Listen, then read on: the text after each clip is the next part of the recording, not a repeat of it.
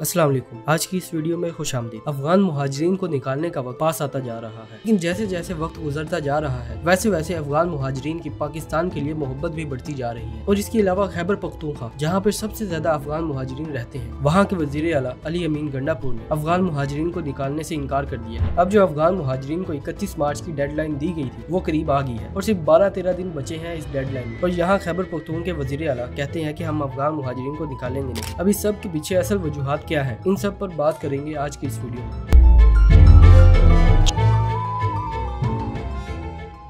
अब सबसे पहले पाकिस्तान की हुकूमत ने अफगान मुहाजिरीन को 31 मार्च की डेडलाइन दी और इनमें वो अफगान शामिल थे जो गैर कानूनी तौर पर पाकिस्तान में रह रहे थे और जो ACC कार्ड होल्डर थे। तो पाकिस्तान कहता है कि हम इनको और नहीं संभाल सकते और 31 मार्च तक ये सारे पाकिस्तान से निकलकर अफगानिस्तान वापस चले जाए। लेकिन शुरू में तो कुछ नहीं हुआ और अब जैसे ही डेडलाइन पास आती जा रही है तब मसले खड़े होना शुरू हो गए हैं, क्योंकि एक तरफ अफगान मुहाजिरीन ये रोना शुरू हो गए हैं कि हम पाकिस्तान से मोहब्बत करते हैं और हम पाकिस्तान में बहुत अरसे से रह रहे हैं, तो हमें पाकिस्तान से ना निकाला जाए। लेकिन अगर कुछ महीने पीछे चले जाओ तब सारा कुछ सामने आता है, क्योंकि ये वही अफगान मुहाजिरीन है जो पाकिस्तान को बुरा भला बोलते हैं और जब वक्त आता है या मौका मिलता है तब पाकिस्तान के साथ गद्दारी करते हैं। लेकिन अगर पाकिस्तान ने इनको कह दिया है कि आपको 31 मार्च तक की डेडलाइन है और 31 मार्च से पहले आप पाकिस्तान को छोड़कर अफगानिस्तान चले जाओ, तब ये रोना रोते हैं कि हम पाकिस्तान से मोहब्बत करते हैं, हम पाकिस्तान के बंदे हैं और हमें पाकिस्तान के अलावा कोई और मुल्क प्यारा नहीं है। तब ये सब ये रोना रोते हैं, लेकिन हकीकत में ये पाकिस्तान के खिलाफ भी बोलते हैं और पाकिस्तान के साथ गद्दारी भी करते हैं। अब इनमें इनकी खुद की भी गलती शामिल है, क्योंकि एक तो ये शिद्दत पसंदों के सहूलतकार बने हुए हैं और दूसरा जब भी इनसे पूछा जाए